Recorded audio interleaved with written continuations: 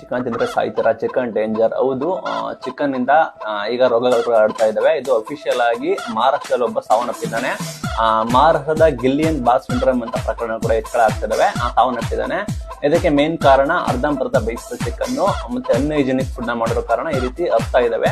ಅದೇ ರೀತಿ ನಿಮಗೆ ಗೊತ್ತಿರೋ ಹಾಗೆ ಆಂಧ್ರ ಪ್ರದೇಶ, ಮಹಾರಾಷ್ಟ್ರದಲ್ಲಿ ಕೂಡ ಸಾಕಷ್ಟು ಈ ರೀತಿ ಸಮಸ್ಯೆಗಳು ಕೂಡ ಆಗಿದ್ದಾವೆ. ಲಕ್ಷಾಂತರ ಕೋಳಿಗಳು ಕೂಡ ಸಾವನ್ನಪ್ಪಿದ್ದಾವೆ. ಬರ್ಡ್ ಫ್ಲೂನ್ಸಾ ಕೂಡ ಆಗಿದೆ. ನಿಮಗೆ ಹೊಟ್ಟೆ ನೋವು ಬರೋದು, ಜ್ವರ ಆಗೋದು, ಶರೀರ ನೋವು, ಉಸಿರಾಟದ ಸಮಸ್ಯೆ ಈ ರೀತಿ ಎಲ್ಲ ಆಗಿದೆ. ಅದಕ್ಕೋಸ್ಕರ ಚಿಕನ್ ತಿನ್ನೋದು ಸೇಫ್ ಇದೆ, ಚಿಕನ್ ಅದರಲ್ಲಿ ಸಮಸ್ಯೆ ಇಲ್ಲ. ಆದರೆ ನೀವು ಸಂಪೂರ್ಣವಾಗಿ ಕೋಳಿಯನ್ನ ಬೇಯಿಸಿ ತಿನ್ಬೇಕು.